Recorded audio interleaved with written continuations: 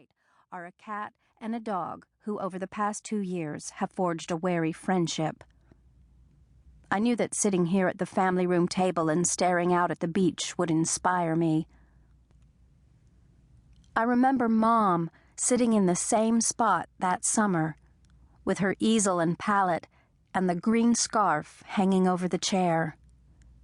And the sketch pads. Of course, the sketch pads. The paintings are still downstairs, and the bikes. I love those old bikes. They're important in my story, too. I think I am writing this also because I want kids who are close to giving up, and parents who perhaps have already given up, to realize that you can never know the ending in the middle of all the pain. When I think about my life and Mom's, well, I'm glad we didn't give up. We could have, for 100 different reasons. I think about that, and then I see Abby stand up and take little Bobby's hand as they walk out on the beach. I can picture their footprints appearing, one pair so small beside the bigger ones, and I want to call out to them to enjoy that walk. Oh my, enjoy it.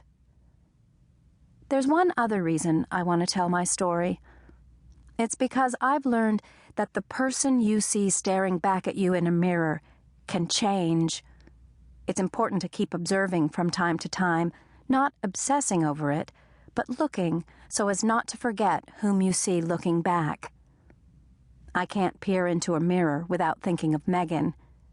Then I always think of the mosaic table and the long Scottish wall with the stones that are crumbling down, and so many other broken things in life. And I say to myself, sometimes the breaking of things is cruel, and sometimes it is necessary, and sometimes it is just an accident. And having said that, I think I am ready to begin.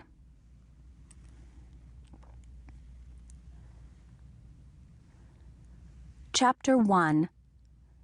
Atlanta, Georgia, June 2001. From To Autumn by John Keats.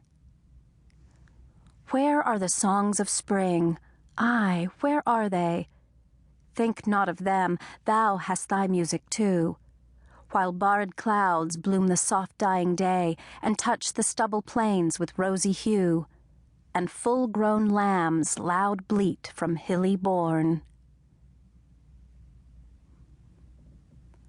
From somewhere in my groggy subconscious, I heard a persistent ringing.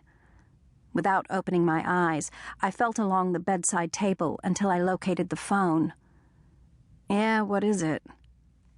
Ellie Bartholomew, are you still asleep? You promised to go to the hospital to be with Mom. Chill a little, Abby, I mumbled. I almost chastised my sister for waking me in the middle of the night, until I realized the sun was shining brightly and my alarm clock proclaimed it to be 9:27. I didn't get in till after 2. You know how it is at Jeremy's. It's not exactly the kind of restaurant I frequent.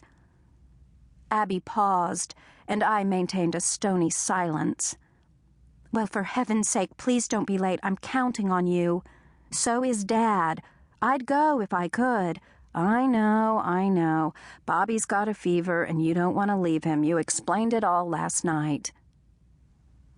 With the cordless phone in one hand, I was already out of bed, in the kitchen, opening the fridge and retrieving a can of Coke.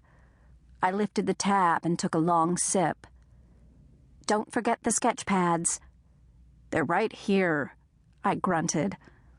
In truth, I would have forgotten them without Abby's reminder. Call me this afternoon and let me know how it goes, okay? Whatever. Depends on when I get home. I have to work at 4. Okay, Ellie. She sighed. Thanks. Abby was 28. She lived in Grant Park with her husband Bill and 1-year-old Bobby. I imagined her standing by the phone with Bobby on her hip, her hand going quickly to his forehead. She'd have worry lines on her perfectly chiseled face.